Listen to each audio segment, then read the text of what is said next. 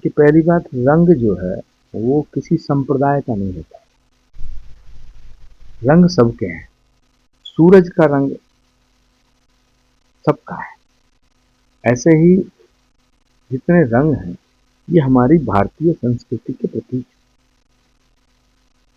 भगवा रंग हो या हरा रंग हो या गुलाबी हो या पीला हो, जो भी रंग, ये सब भारत की संस्कृति के प्रतीक।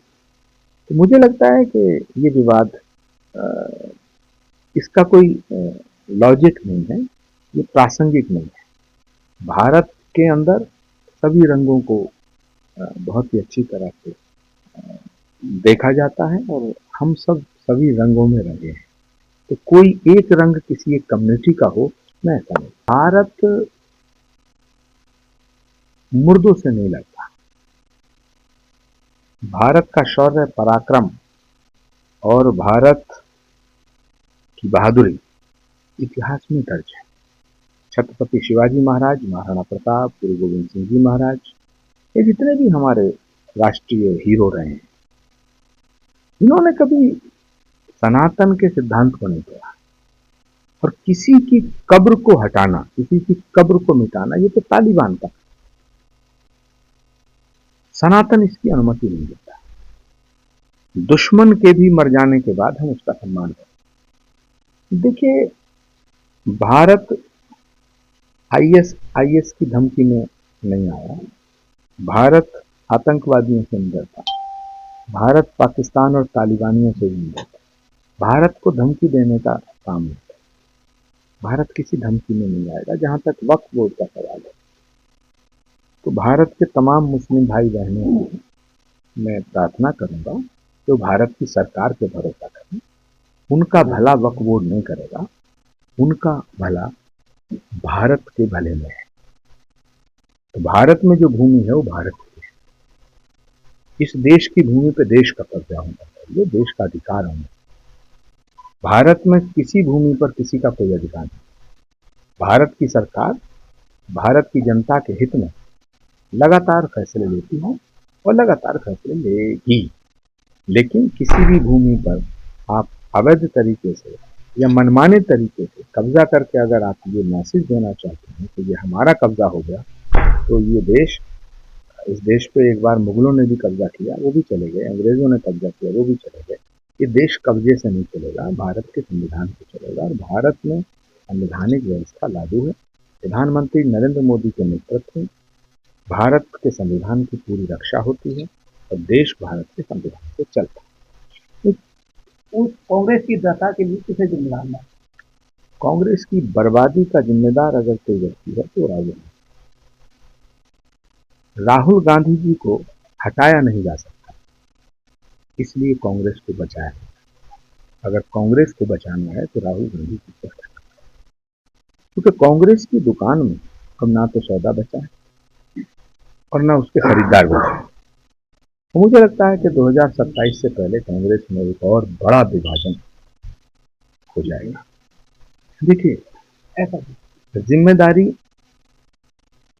कैप्टन की है, लीडर की, कार्यकर्ताओं की नहीं है।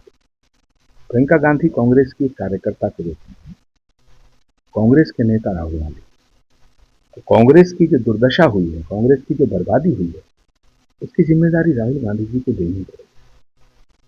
राहुल गांधी जी को खुद ही कांग्रेस पार्टी की लीडरशिप से हट जाना, वरना कांग्रेस पार्टी के नेताओं को वर्किंग कमेटी की बैठक बुलाते हुए राहुल गांधी को पार्टी से बाहर कर। और देखिए, श्री कल्की धाम दुनिया का पहला ऐसा धाम है जो भगवान के अवतार से पहले स्थापित हुआ, भगवान के अवतार होने से पहले बन रहा।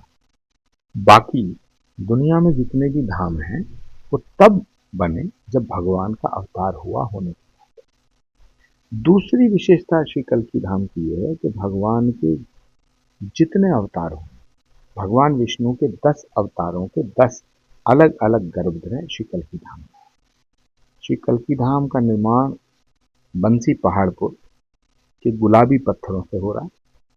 19 फरवरी 2024 को इसकी आधारशिला भारत के प्रधानमंत्री जी के द्वारा रखी गई थी और पिछली 19 फरवरी 2025 को भूमि की खुदाई की शुरुआत उत्तर प्रदेश की माननीय राज्यपाल श्रीमती आनंदीबेन पटेल के कर कमलों से हुई और अब 21 मार्च से विधिवत भूमि की खुदाई का कार्य शुरू हो रहा है और 21 मार्च से लेकर लगभग 3 महीने तक 21 फीट भूमि खोदने का काम होगा और कल्की धाम का जो निर्माण है वो हमारी उम्मीद है, हमारा प्रयास है कि लगभग 3 से 3.5 वर्षों में पूरा हो जाए। कल्की धाम का जो भवन है वो 4.5 एकड़ में है।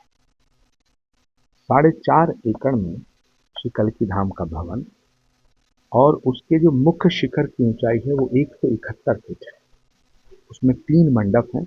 एक मंडप की ऊंचाई 54 फीट, दूसरे मंडप की ऊंचाई 72 फीट, तीसरे मंडप की ऊंचाई 81 फीट 81 फीट और जो मुख्य शिखर है वो 171 फीट ऊंचा है।